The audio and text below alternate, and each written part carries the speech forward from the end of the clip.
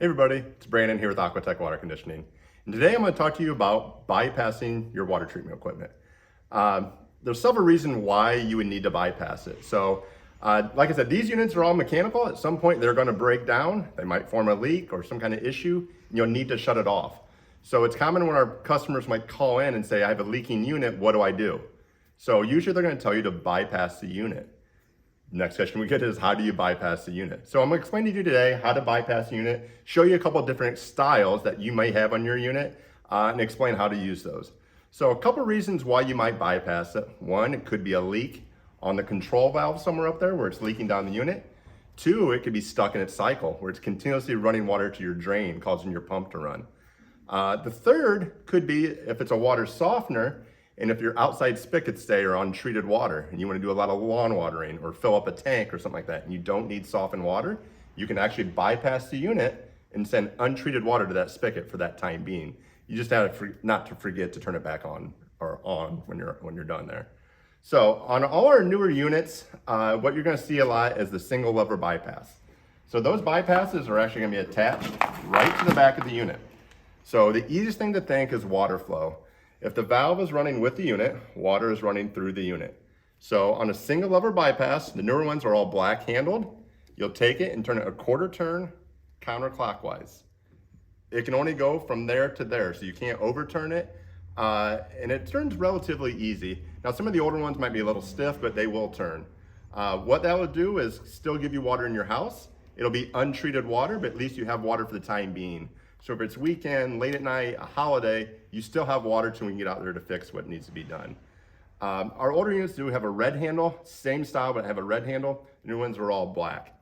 That's the most common style you're gonna see on our units, but there's several different bypasses out there. So I'm gonna show you a couple different ones that you may see on your unit.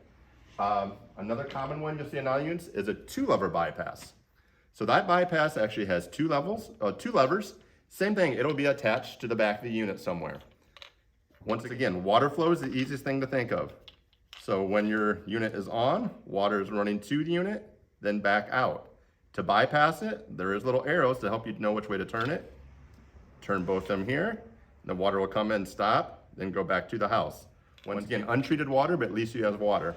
So that's a very common style you'll see. There's another version of the two-handled bypass that you'll see like this. These are a little stiffer, I will say.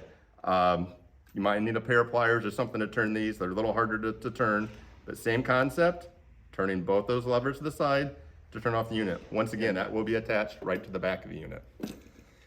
The one that gives the people the most trouble is the 3-valve bypass. So you'll see a lot of these are out there. So it's gonna be looking like this from your plumbing. Now these can be in a bunch of different configurations, but you're gonna have 3 valves in it. So I did put a little arrow on here to thinking if water flowing down into the unit, then it's coming back out. So water flow, once again, is a thing to think of. If it's up and down, water's flowing through the unit. Right here, water is getting stopped.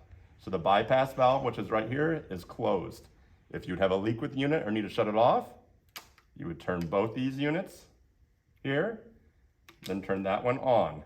Then the water is gonna stop both those sides and let untreated water go to your house. So this is a very common question we'll get, is how to bypass that unit. It's gonna save you a lot of headache. It's gonna stop the unit from leaking. And it's gonna give you water until we get out there to fix whatever you need, needs to be done on that unit.